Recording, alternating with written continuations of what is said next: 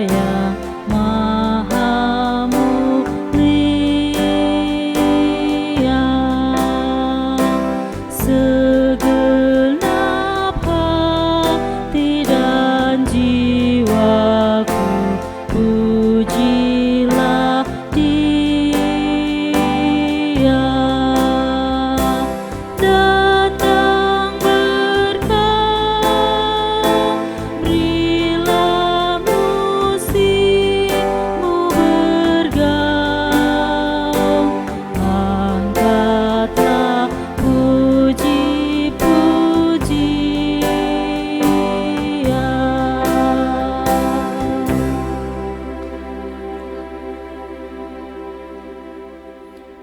Bapak dan Ibu serta saudara jemaat yang dikasihi Tuhan, ibadah saat ini dapat berjalan atas kemurahan dan pertolongan Tuhan Allah yang telah menciptakan langit dan bumi.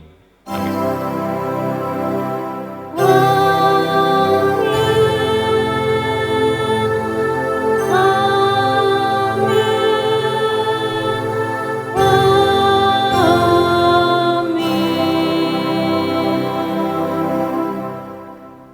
Kasih karunia dan damai sejahtera dari Tuhan kita Yesus Kristus ada pada saudara sekalian. Haleluya, puji Tuhan. Jemaat dipersilahkan duduk. Bapak, Ibu, dan saudara-saudara, dalam suasana sukacita kita boleh bersama-sama beribadah pada hari Minggu tanggal 26 Juli 2020 saat ini. Marilah kita mengundang Tuhan untuk hadir dalam ibadah saat ini. Kita memuji dari Kidung Jemaat nomor 18, kita nyanyikan nanti bait 1 dan bait yang ketiga, Allah hadir bagi kita.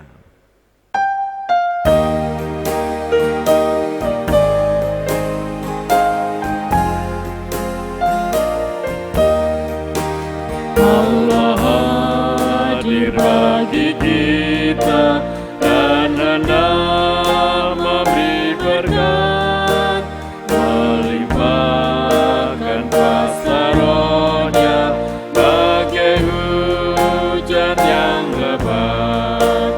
Dengan Roh Kudus ya Tuhan, umat-Mu berkatilah, baharui hati kami, oh curahkan kurnia.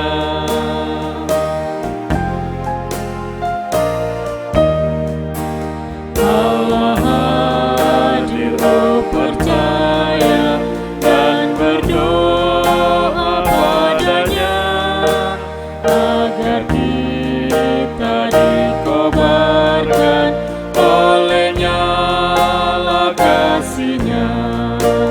Dengan Roh Kudus ya Tuhan, umat-Mu berkatilah, baharui hati kami, oh curahkan kurnia.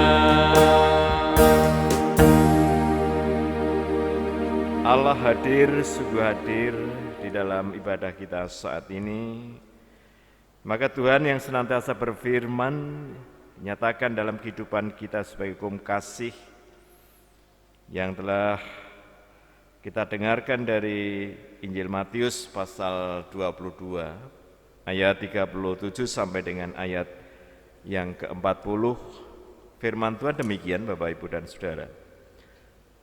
Kasihilah Tuhan Allahmu dengan segenap hatimu dan dengan segenap jiwamu dan dengan segenap akal budimu. Itulah hukum yang terutama dan yang pertama. Dan hukum yang kedua yang sama dengan itu ialah, kasihilah sesamamu manusia seperti dirimu sendiri. Pada kedua hukum inilah tergantung seluruh hukum Taurat dan kitab para nabi.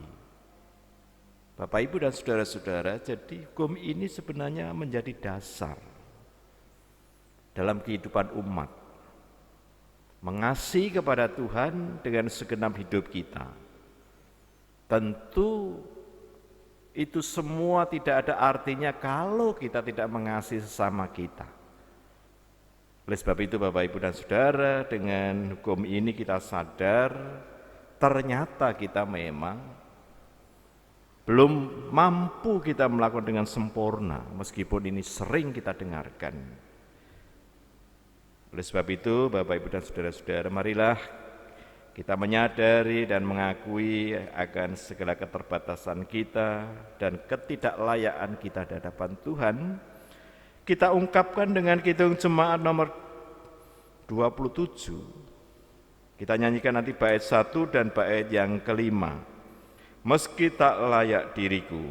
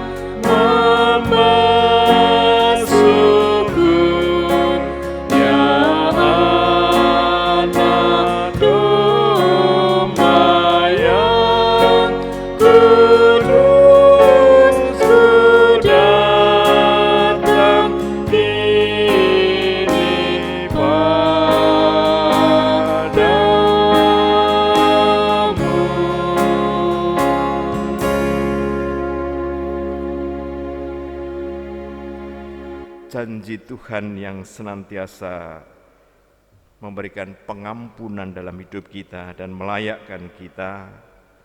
Maka saat ini marilah Bapak, Ibu, dan Saudara, kita mendengarkan berita kasih. Berita kasih yang akan saya baca dari kitab Yesaya pasal yang pertama, ayat 18 demikian. Marilah, baiklah kita berperkara, firman Tuhan. Sekalipun dosamu merah seperti kermisi, akan menjadi putih seperti salju. Sekalipun berwarna merah seperti kain kesumba, akan menjadi putih seperti bulu domba. Dan petunjuk baru juga kami baca dari Yesaya 1 ayat 19 demikian. Jika kamu menurut dan mau mendengar, maka kamu akan memakan hasil baik dari negeri itu. Bapak, Ibu, dan Saudara-saudara, demikianlah berita kasih yang diberikan Tuhan kepada kita semua sebagai anugerah yang sangat besar yang kita terima dalam hidup kita. Kita yang sebenarnya tidak layak, tetapi Tuhan yang senantiasa mengasihi kita dan memberikan kesempatan dalam kehidupan kita untuk kita merubah, dan juga diberikan petunjuk baru supaya kita bisa melangkah bersama dengan Tuhan. Kita terima dengan syukur, kita memuji nama Tuhan dari Kidung Jemaat 392. Kita nyanyikan bait yang pertama dan bait yang ketiga, ku berbahagia yakin teguh.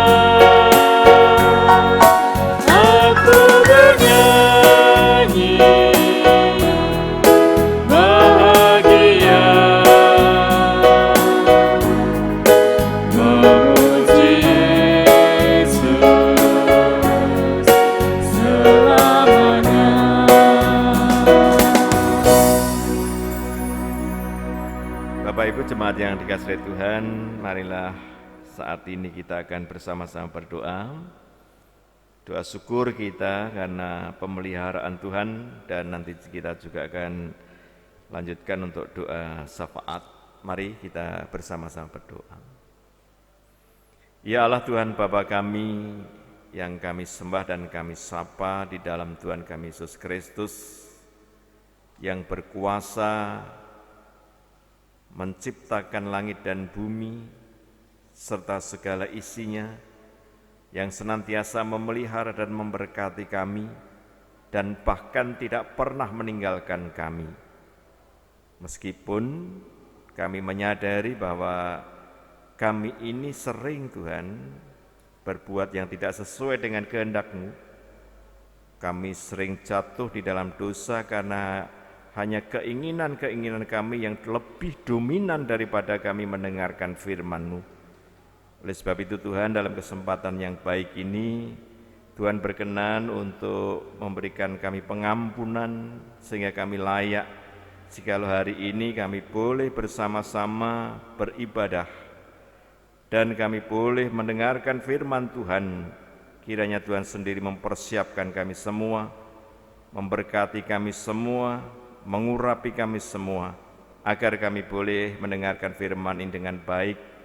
Telinga kami Tuhan siapkan dan hati kami juga Tuhan siapkan, agar kami boleh mendengarkan firman ini menjadi perenungan kami, dan bahkan kami boleh memahami dan kami boleh mengerti apa sebenarnya yang Tuhan kehendaki dalam hidup kami ini. Sehingga dasar hidup kami dalam menjalani hidup ini hanya firman Tuhan. Oleh sebab itu, hamba-Mu yang akan menyampaikan firman, kiranya Tuhan berkenan untuk menolong kami, sehingga kami boleh menyampaikan firman ini sesuai dengan kehendak-Mu.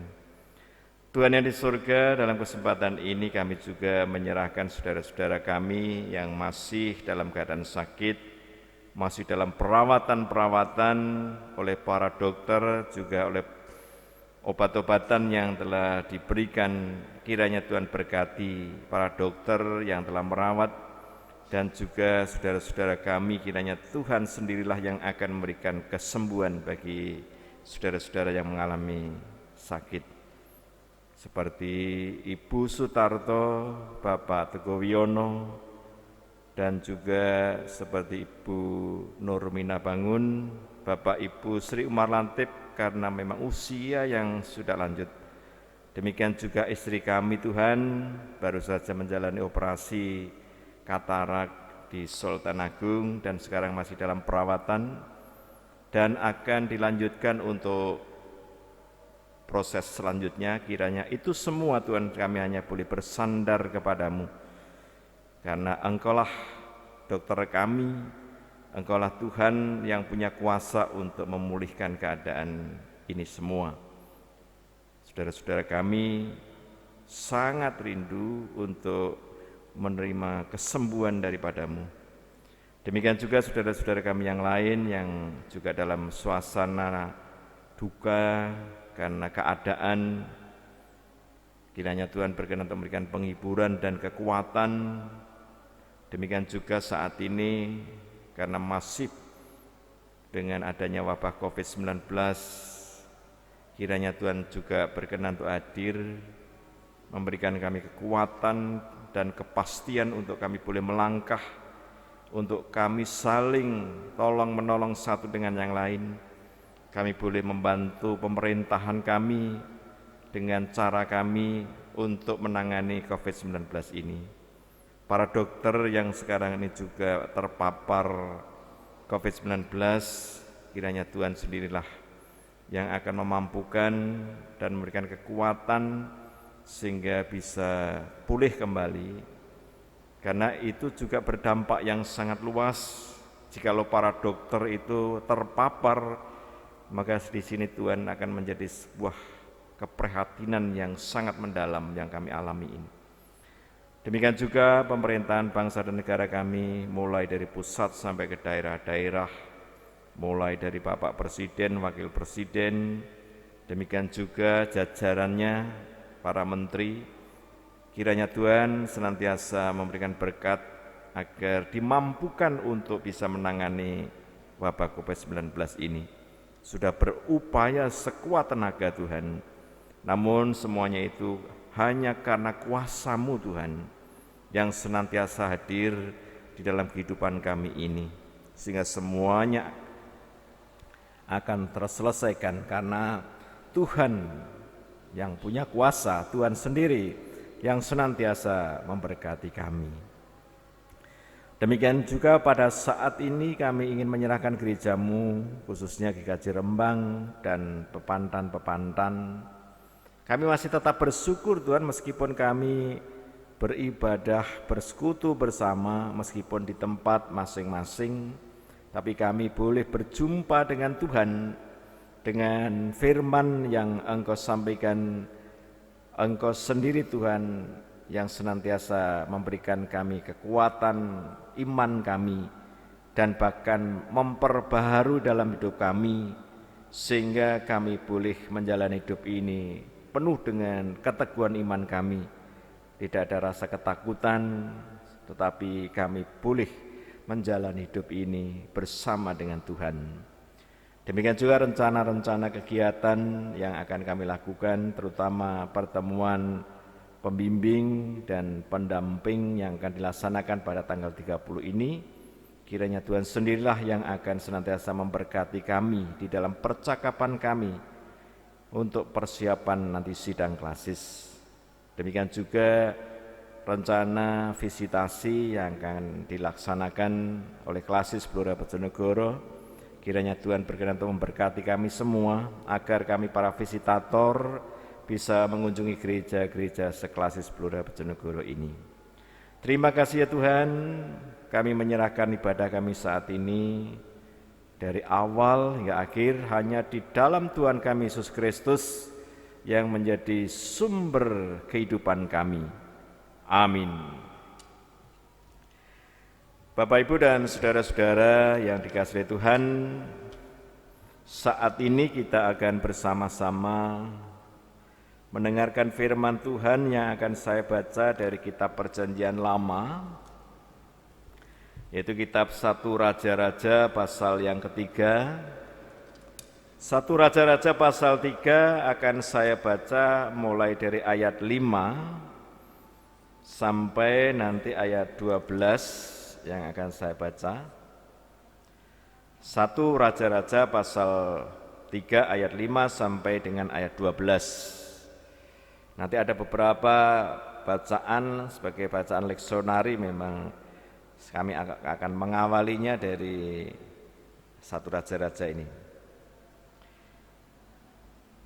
Pasal 5 sampai 12 demikian. Di Gibeon itu Tuhan menampakkan diri kepada Salomo dalam mimpi pada waktu malam. Berfirmanlah Allah, mintalah apa yang hendak kuberikan kepadamu. Lalu Salomo berkata, Engkaulah yang telah menunjukkan kasih setiamu yang besar kepada hamba-Mu Daud, ayahku. Sebab ia hidup di hadapan-Mu dengan setia, benar, dan jujur terhadap Engkau. Dan Engkau telah menjamin kepadanya kasih setia yang besar itu dengan memberikan kepadanya seorang anak yang duduk di tahtanya seperti pada hari ini. Maka sekarang, ya Tuhan Allahku, Engkaulah yang mengangkat hamba-Mu ini menjadi raja, menggantikan Daud ayahku, sekalipun aku masih sangat muda dan belum berpengalaman. Demikianlah hamba-Mu ini berada di tengah-tengah umat-Mu yang Kau pilih, suatu umat yang besar, yang tidak terhitung dan tidak terkira banyaknya. Maka berikanlah kepada hamba-Mu ini hati yang faham, menimbang perkara untuk menghakimi umat-Mu, dengan dapat membedakan antara yang baik dan yang jahat. Sebab siapakah yang sanggup menghakimi umatmu yang sangat besar ini? Lalu adalah baik di mata Tuhan bahwa Salomo meminta hal yang demikian. Jadi berfirmanlah Allah kepadanya, oleh karena engkau telah meminta hal yang demikian dan tidak meminta umur panjang atau kekayaan atau nyawa musuhmu, melainkan pengertian untuk memutuskan hukum, maka sesungguhnya aku melakukan sesuai dengan permintaanmu itu. Sesungguhnya aku memberikan kepadamu hati yang penuh hikmat dan pengertian, sehingga sebelum engkau tidak ada seorang pun seperti engkau, dan sesudah engkau takkan bangkit seorang pun seperti engkau. Sampai di sini Bapak Ibu dan saudara-saudara yang dikasihi Tuhan, firman Tuhan yang saya baca dari 1 Raja-Raja pasal 3 ayat 5 sampai dengan ayat 12. Bapak Ibu dan saudara-saudara, minggu ini tanggal 26 Juli, artinya ini adalah minggu yang terakhir di bulan Juli 2020 ini. Ini masih, kalau kita lihat dari kalender gerejawi, masih minggu biasa. Oleh sebab itu, marilah Bapak Ibu dan saudara-saudara, setelah kita mendengarkan firman Tuhan ini, kita akan bersama-sama menghayati, merenungkan firman Tuhan ini. Maka yang sangat berbahagia adalah kita semua atau mereka yang mendengarkan firman Tuhan dan yang melakukan di dalam hidup sehari-hari. Bapak, Ibu dan saudara-saudara, tema kita sebagai tema perayaan iman kita sebenarnya hidup. Ya, kalau kita menyangkut hidup dalam visi kerajaan Allah. Jadi tema ini sebenarnya sangat sederhana. Hidup dalam visi kerajaan Allah. Nah, tentu dari tema ini sebenarnya menyadarkan kita supaya kita menyadari sekarang ini ada bahaya-bahaya dari pola pikir pragmatis. Atau sekarang ini kalau kita mau cermat, itu sekarang ini sudah berkembang untuk budaya instan. Nah, ini harus kita sadari terhadap bahaya ini. Lalu yang kedua, supaya kita ini mampu untuk apa? Mampu untuk hidup dalam visi kerajaan Allah ini. Meskipun di satu sisi sekarang ini juga berkembang berpikir yang pragmatis itu. Banyak orang dalam budaya berpikir yang seperti ini, pragmatis ini, dan bahkan budaya instan. Sekarang itu maka ada mie instan dan lain sebagainya. Nah, ciri dari orang yang berpikir pragmatis dan instan adalah, cirinya adalah ingin segala sesuatu ini tersaji dengan cepat dan hanya memperhatikan untuk kepentingan sesaat. Mereka tidak menyukai satu proses yang panjang untuk meraih sesuatu. Orang berpikir pragmatis dan instan ini sebenarnya cenderung bersikap manja. Ya, misalnya kalau kita mau makan, kalau dulu makan mie itu ya prosesnya sedikit direndam dulu, lalu setelah direndam lalu dikukus, setelah dikukus dikasih minyak. Sekarang ini enggak, begitu disobek, masukkan itu di mangkok, kasih air 5 menit, bisa dimakan. Ini sebagai contoh bahwa kita, lah enak yang mana? Ya kalau orang yang berpikiran instan tadi ya milih itu tadi. Apalagi dulu kalau tidak ada kompor, tidak ada itu harus cetek geni dan lain sebagainya. Nah sekarang ini orang dimanjakan dengan itu. Nah saya khawatir kalau ini akan berkembang terus dan alat-alat menjadi canggih. Orang itu mau makan di tempat tidur saja, nanti utusan sama robot, karena sudah bisa beli robot. Minta minum, mau minum datang. Minta makan, datang. Tapi orangnya tetap di tempat tidur. Mau mandinya ya di tempat tidur itu. Nah ini kalau itu berkembang terus menerus. Maka tidak suka orang yang berpikiran pragmatis, apalagi budaya instan, tidak suka dia bekerja keras dan senang untuk nerobos itu maksudnya menerabas aturan. Ini orang yang berpikir pragmatis itu. Ingin cepat kaya misalnya. Ya orang yang cepat kaya sekarang ini kan macam-macam. Supaya cepat kapan? Orang belum proses, tidak mau berproses. Ya korupsi. Ya sekarang ini ada juga kalau yang berkembang sekarang ini pakai online dan lain sebagainya. Nah, ingin cepat kaya seperti itu. Ingin misalnya hasil ujiannya hasilnya baik. Orang usah belajar, ngomong apa belajar. Nanti teman kita kan juga bisa nyontek misalnya. Ingin cepat sampai, nah akhirnya lampu merah pun diterajang itu misalnya.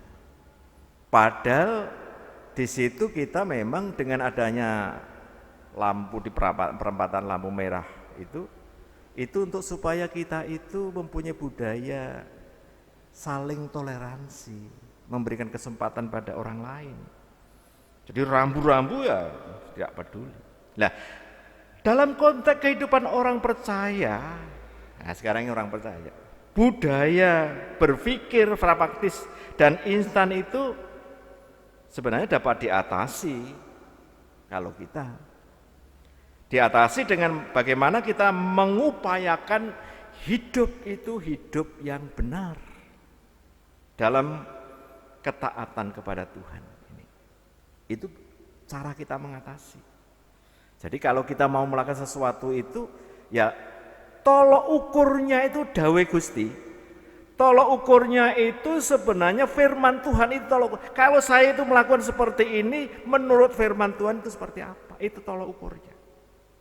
Ya setiap orang percaya harus hidup dalam visi kerajaan Allah. Artinya hidupnya sesuai dengan nilai-nilai kerajaan Allah. Nah Salomo Bapak Ibu, Salomo ini sebenarnya menjadi teladan bagi kita dari orang-orang percaya yang visioner untuk kerajaan Allah dan tidak mementingkan untuk kesenangan diri sendiri. Nah, di sini.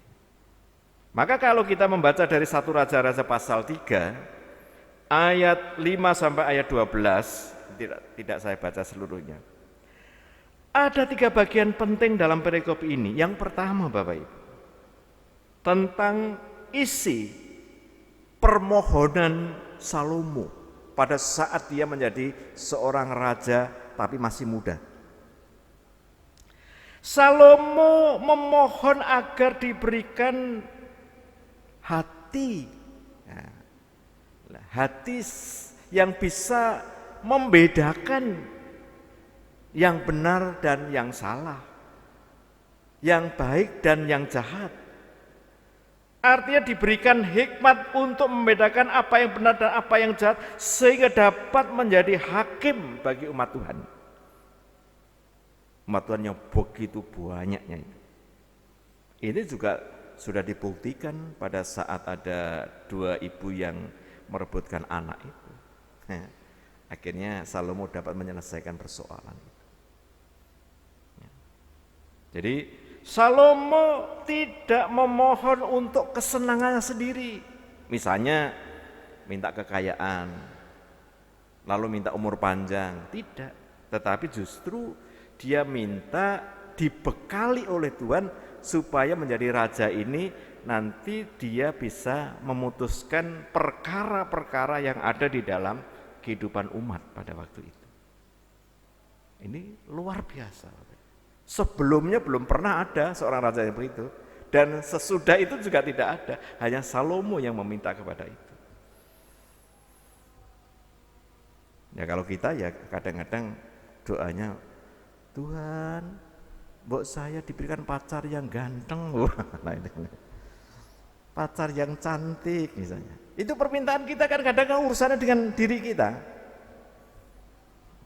Nah makanya ini yang sering terjadi. Tapi Salomo tidak. Justru dia minta dibekali itu. Supaya nanti menjadi seorang raja itu bukan untuk kepentingan Salomo tetapi untuk kepentingan umat. Jadi kalau ada masalah yang begitu besar, masalah yang dihadapi oleh jemaat, dia dapat menyelesaikan perkara itu, bisa mengambil keputusan yang benar. Nah ini, ya untuk keperluan bangsanya, tidak untuk keperluan dirinya. Ini yang pertama. Lalu yang kedua, tentang alasan. Nah ini, alasan permohonan Salomo. Alasan dari permohonan Salomo adalah pengalamannya sendiri, melihat bagaimana kasih setia Allah yang begitu besar kepada Daud. Ayahnya, ini ayat 6. Kasih setia itu terus berlanjut kepada dirinya sehingga sekarang ia duduk di tahta sebagai seorang raja di Israel. Selain itu, alasan permohonan Salomo adalah pengenalannya akan dirinya sendiri sebagai seorang raja yang masih muda. Nah ini yang belum berpengalaman, dia menyadari itu. Luar biasa ini. Kan kadang-kadang kan orang tidak bisa mengakui itu kekurangannya. Sementara Salomo ini mau mengakui meskipun seorang raja. Ya, sementara ia harus memimpin umat Israel yang sangat banyak. Dia menyadari kalau dia hanya mengandalkan dirinya tidak mampu, maka dia minta dibekali itu. Alasannya itu. Nah dari uraian ini Bapak, kita melihat bahwa sebelum mengambil keputusan, Salomo ini belajar dari pengalaman masa lalu, melihat dengan jujur fakta sekarang dan mempertimbangkan tantangan di masa depan. Maka boleh dibilang Salomo adalah raja yang sebenarnya raja yang visioner, raja yang berpikir maju, yang ke depan. Jadi mikir bangsanya, tidak memikir dirinya. Meskipun di situ Tuhan juga memberikan kekayaan sangat luar biasa, tetapi yang diminta oleh Salomo tidak itu, kebijaksanaan. Itu yang kedua. Lalu yang ketiga, tentang tanggapan Tuhan, ini yang catatan yang penting. Tentang tanggapan Tuhan atas permohonan Salomo. Tuhan memandang permohonan Salomo sebagai hal yang sangat baik. Ini. Karena apa? Karena permohonan Salomo bukanlah hal yang semata-mata untuk kepentingan pribadi, seperti umur panjang, kekayaan, nyawa musuhnya.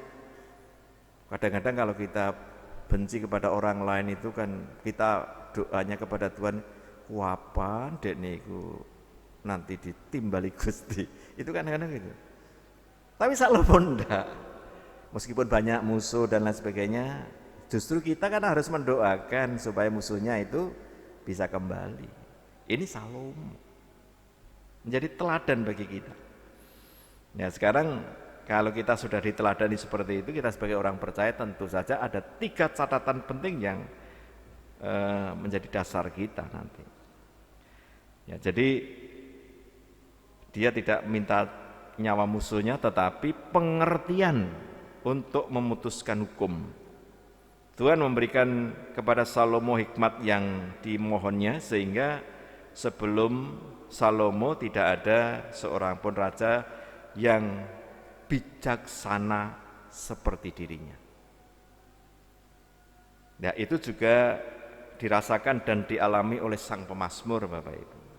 Kalau kita membaca Mazmur 119 ayat 129 sampai 136, sang pemazmur juga merasakan seorang yang mencintai firman Tuhan akan mendapatkan terang dan pengertian. Nah, ini sebenarnya yang mencintai Tuhan seperti Salomo, Daud, itu yang mencintai Tuhan akan mendapatkan terang. Pada saat Salomo diperhadapkan dengan umat yang berperkara, dia diberikan terang oleh Tuhan dan pengertian oleh Tuhan sehingga dapat memutuskan perkara. Itu juga dialami oleh Daud. Nah, firman itu meneguhkan kita. Karena firman itu menjadi dasar kehidupan umat, dasar kita. Dan menghindarkan orang percaya dari kejahatan. Maka kalau kita selalu berjumpa dengan Tuhan melalui firman-Nya, maka kita bisa dihindarkan dari pikiran kita, hati kita, mungkin juga ucapan kita dari kejahatan. Kadang kan kita tidak menyadari itu. Tapi kalau kita selalu membaca firman, akhirnya itu sebagai sesuatu yang akan kita lakukan, itu ada pertimbangan, itu dasarnya tolok ukurnya adalah firman Tuhan, seperti yang dialami oleh Daud. Oleh karena itu, setiap orang percaya hendaknya sangat mendambakan firman Tuhan di dalam hidupnya. Ini juga dialami oleh sang pemazmur. Lalu itu juga bagaimana kehidupan jemaat. Ya, jemaat pada waktu itu, jemaat Roma misalnya contohnya yang menerima surat dari Rasul Paulus, nah kepada jemaat yang sebenarnya jemaat di Roma itu jemaat yang berjuang untuk hidup sesuai dengan keinginan roh di tengah-tengah situasi yang sangat sulit yang mereka alami. Meskipun sangat sulit, tetapi dia tetap mendasarkan hidupnya itu pada firman Tuhan, mendasarkan hidupnya kepada roh Allah yang senantiasa hadir. Nah, itu karena apa? Rasul Paulus juga mengalami di dalam pelayanannya itu. Akhirnya dia bisa memberikan penghiburan dan bahkan bisa meneguhkan jemaat karena dia sendiri tidak karena diceritani orang, tetapi dia mengalami di dalam pelayanan di tempat satu ke tempat yang lain, meskipun dia harus menghadapi kesulitan-kesulitan, tetapi ternyata dia dapat merasakan bahwa di situ Tuhan tidak pernah meninggalkan. Maka itu pengalaman itu disampaikan melalui suratnya supaya jemaat itu tetap teguh, tidak goyah, meskipun harus menghadapi kesulitan-kesulitan. Maka di situ surat Rasul Paulus, kalau kita cermati ayat 28 terutama, di sana dikatakan bahwa Allah turut bekerja dalam segala sesuatu untuk mendatangkan kebaikan bagi mereka yang mengasihi Dia. Ini. Jadi catatannya orang yang mengasihi Tuhan. Situ. Jadi Tuhan itu turut bekerja. Tuhan selalu campur tangan di dalam setiap apa yang kita lakukan. Dalam pergumulan kita, persoalan kita seberat apapun, kalau kita tetap mengasihi kepada Tuhan, maka di situ Tuhan akan bekerja di sana. Ya, kadang-kadang kita sudah terjebak dalam putus asa. Kadang-kadang masalah sangat rumit, sulit untuk diselesaikan. Tidak ada masalah yang tidak dapat diselesaikan selama kita bersama dan mengasihi pada Tuhan. Maka itu Bapak Ibu dan saudara-saudara yang dikasihi Tuhan, dalam suratnya kepada jemaat, Rasul Paulus mengungkapkan keberanian itu melalui pertanyaan, jika Allah tidak di pihak kita, jika Allah di pihak kita, siapakah yang dapat melawan? Itu menunjukkan ini ada sesuatu yang dialami oleh Rasul Paulus. Jika Tuhan itu berpihak kepada kita, siapa yang dapat melawan? Nah ini artinya yang menjadi andalan hidup dari Rasul Paulus ini hanya Tuhan. Itu diberikan kepada jemaat di Roma. Supaya jemaat di Roma tidak mengandalkan dirinya, tetapi senantiasa mengandalkan kepada Tuhan. Nah ini juga dalam Injil Matius, meskipun ini isinya merupakan perumpamaan Bapak Ibu. Tetapi perumpamaan itu kalau kita hayati betul itu juga akan menguatkan kita. Jadi di dalam Matius 13 ayat 31 sampai 33 lalu 44 sampai 52 lah bacaan ini ada 3 perumpamaan sebenarnya. Perumpamaan tentang biji sesawi dan ragi itu sebenarnya mengajarkan bahwa kerajaan surga itu bisa saja dimulai dari hal-hal yang sangat kecil dan bahkan dianggap remeh. Misalnya dulu pernah saya memberikan ilustrasi mengenai tuan bambu yang memotong bambu dipotong-potong, seolah-olah hal yang kecil toh. Bambu akhirnya dipotong lalu disambung-sambung, dicagai. Nah, ternyata bambu itu ada desa yang memang kekurangan air lah di situ bambu ini untuk mengalirkan air itu sehingga desa di sana itu mendapatkan air sukacita terjadi karena mendapatkan air dari bambu yang dipakai oleh tuan bambu untuk mengalirkan air dari pegunungan sampai ke daerah itu. Nah, sukacita seperti itu adalah suasana surgawi sebenarnya. Dia ternyata apa yang sangat dirindukan untuk bisa memiliki air dan mendapatkan air, ternyata di situ dia mendapatkan dengan sungguh-sungguh dapat menikmati, maka sukacitanya sangat luar biasa. Bersyukurnya sangat luar biasa. Lah inilah Bapak Ibu dan saudara-saudara, hal yang paling remeh, yang paling sederhana, itu kadang-kadang tak pernah dihitung. Ya bagi keluarga misalnya, hal yang paling remeh yang dilakukan oleh ibu-ibu untuk anak-anaknya, bangun pagi itu kan jadinya hal kayak kan hal yang biasa. Tapi bangun pagi terus menyiapkan masakan, menyiapkan apa saja untuk keperluan keluarga, itu merupakan satu pekerjaan yang sangat mulia. Yang dilakukan oleh seorang ibu, dia berkorban bangun pagi memasak dan menyiapkan untuk anak-anaknya. Akhirnya anak-anaknya bersukacita dan keluarga sangat bersukacita. Itu hal yang remeh sebenarnya. Tapi kadang-kadang itu juga tidak diperhatikan. Akhirnya menjadi suasana surgawi, hubungan satu dengan yang lain sangat baik. Nah, kenapa itu dilakukan oleh seorang ibu? Karena seorang ibu ini taat terhadap apa yang menjadi wajibannya. Dan itu semua dilakukan karena apa? Karena memang tidak semata-mata untuk keluarga, itu adalah untuk Tuhan di sini. Itu perumpamaan tentang biji sesawi dan ragi, mengajarkan bahwa kerajaan surga itu bisa saja dimulai dari hal yang sangat kecil dan dengan remeh.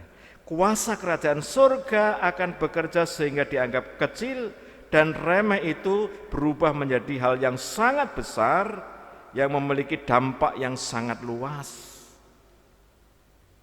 Ini kadang-kadang yang tak terkirakan.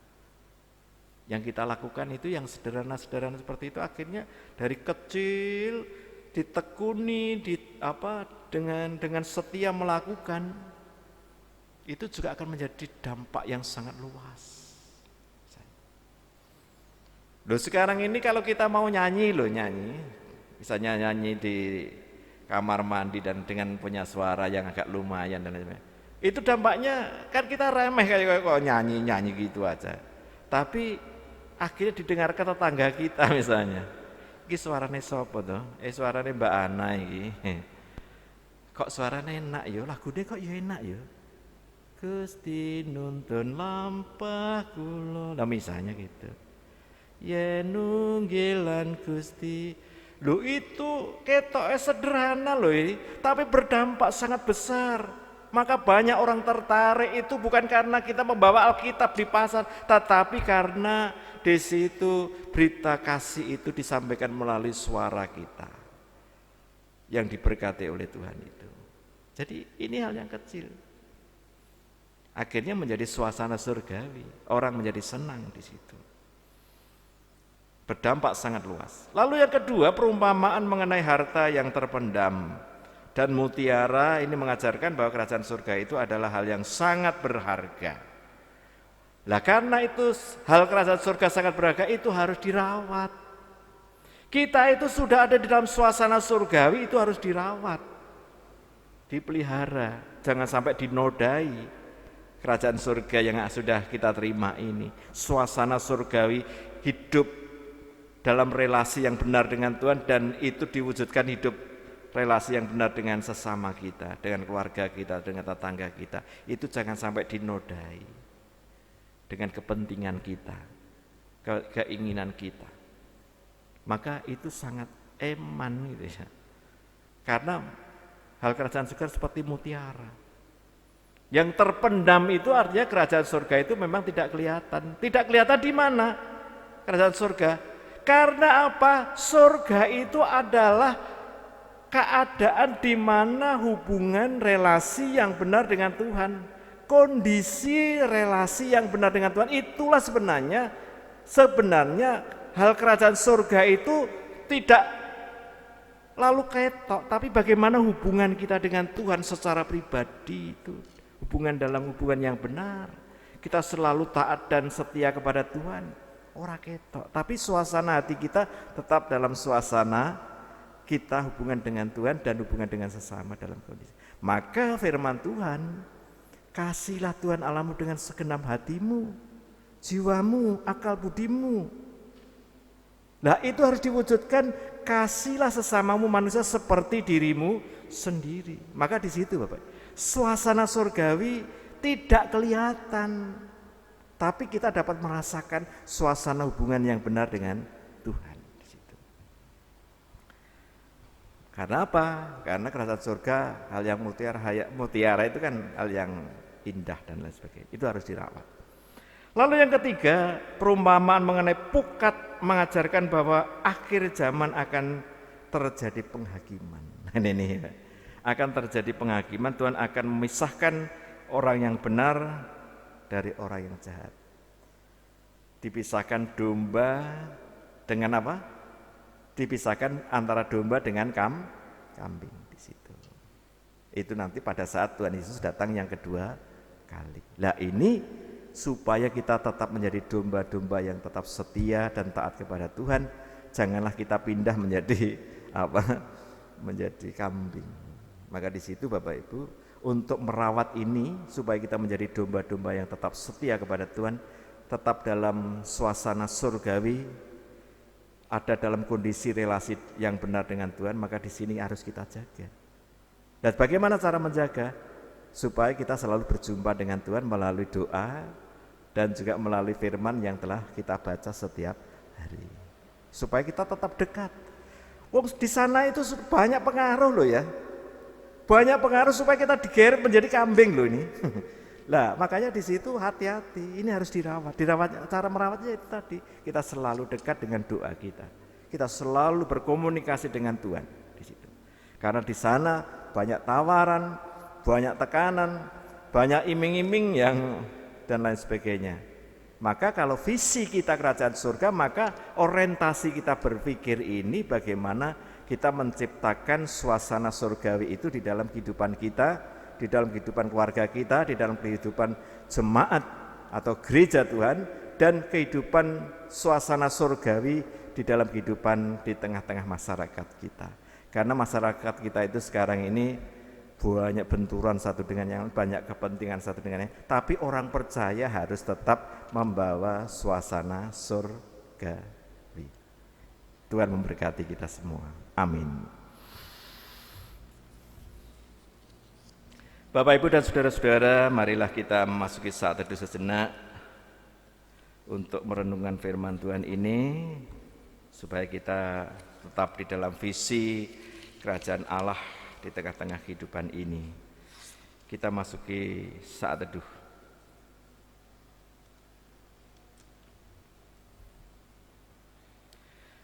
Kita satukan hati dan pikiran kita bersama-sama berdoa. Bapa kami yang di surga, dikuduskanlah namamu, datanglah kerajaanmu, jadilah kehendak-mu di bumi seperti di surga. Berikanlah kami pada hari ini makanan kami yang secukupnya, dan ampunilah kami akan kesalahan kami, seperti kami juga mengampuni orang yang bersalah kepada kami. Dan janganlah membawa kami ke dalam pencobaan, tetapi lepaskanlah kami daripada yang jahat, karena Engkaulah yang empunya kerajaan dan kuasa dan kemuliaan sampai selama-lamanya. Amin. Kami undang jemaat untuk bangkit berdiri. Mari kita bersama-sama dengan umat Allah sepanjang masa, kita ikrarkan dan kita teguhkan iman percaya kita dan mengucapkan pengakuan iman rasuli yang demikian. Aku percaya kepada Allah, Bapa yang Maha Kuasa, Khalik langit dan bumi, kepada Yesus Kristus, Anak yang tunggal Tuhan kita, yang dikandung daripada Roh Kudus, lahir dari anak darah Maria, yang menderita di bawah pemerintahan Pontius Pilatus, disalibkan, mati dan dikuburkan, turun ke dalam kerajaan maut. Pada hari yang ketiga, bangkit pula dari antara orang mati, naik ke surga, duduk sebelah kanan Allah, Bapa yang Maha Kuasa, dan akan datang dari sana untuk menghakimi orang yang hidup dan yang mati. Aku percaya pada Roh Kudus, gereja yang kudus dan persekutuan orang kudus, pengampunan dosa, kebangkitan daging, dan hidup yang kekal. Amin. Dipersilahkan duduk kembali. Bapak, Ibu, dan saudara-saudara yang dikasihi Tuhan, pantaslah kalau kita bersyukur kepada Tuhan. Kita akan bersama-sama mengumpulkan persembahan. Sebelum kita mengumpulkan persembahan, kita mendengarkan firman Tuhan sebagai dasar kita. Di dalam kitab Maleakhi pasal 3 ayat 10 demikian, bawalah seluruh persembahan persepuluhan itu ke dalam rumah perbendaharaan, supaya ada persediaan makanan di rumahku, dan ujilah aku, firman Tuhan semesta alam, apakah aku tidak membukakan bagimu tingkap-tingkap langit, dan mencurahkan berkat kepadamu sampai berkelimpahan. Demikian Bapak, Ibu, dan saudara-saudara, marilah selama kita mengumpulkan persembahan, kita memuji nama Tuhan. Dari Kidung Jemaat 367 kita nyanyikan bait yang pertama, Padamu Tuhan dan Allahku.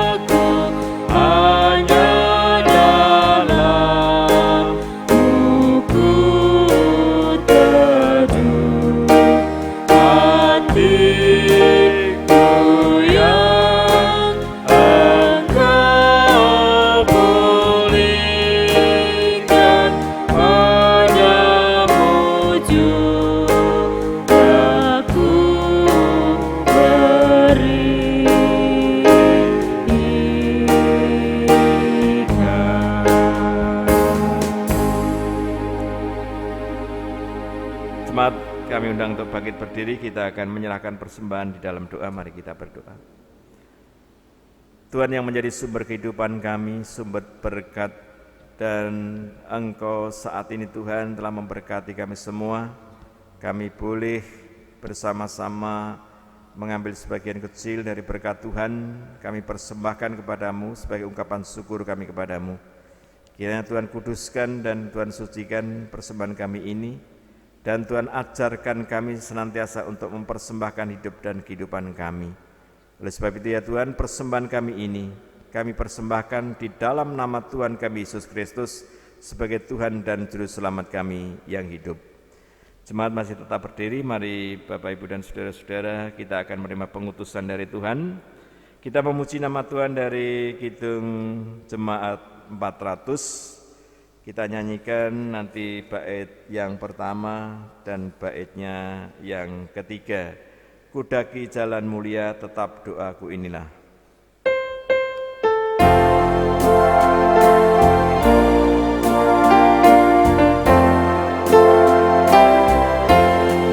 Kudaki jalan mulia, tetap doaku inilah, ke tempat tinggi dan teguh, Tuhan mantapkan langkahku.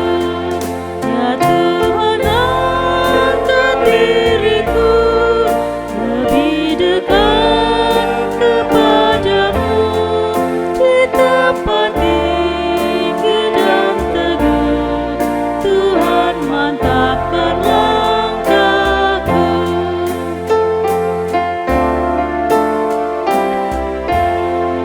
Ku ingin hidup yang benar, jauh dari tindak yang cemar. Umat kudus memanggilku ke tempat tinggi dan teguh. Ya Tuhan, angkat diriku lebih dekat kepadamu, di tempat tinggi dan teguh, Tuhan mantapkan langkahku.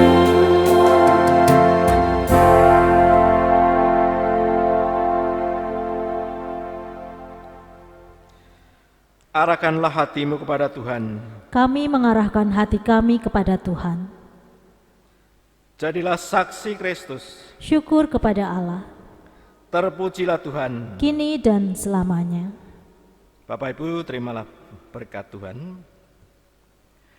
Tuhan memberkati saudara dan melindungi saudara.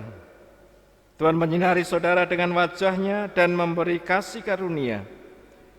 Tuhan menghadapkan wajah-Nya kepada saudara dan memberi saudara damai sejahtera. Amin. Di jalan Kuku Diri.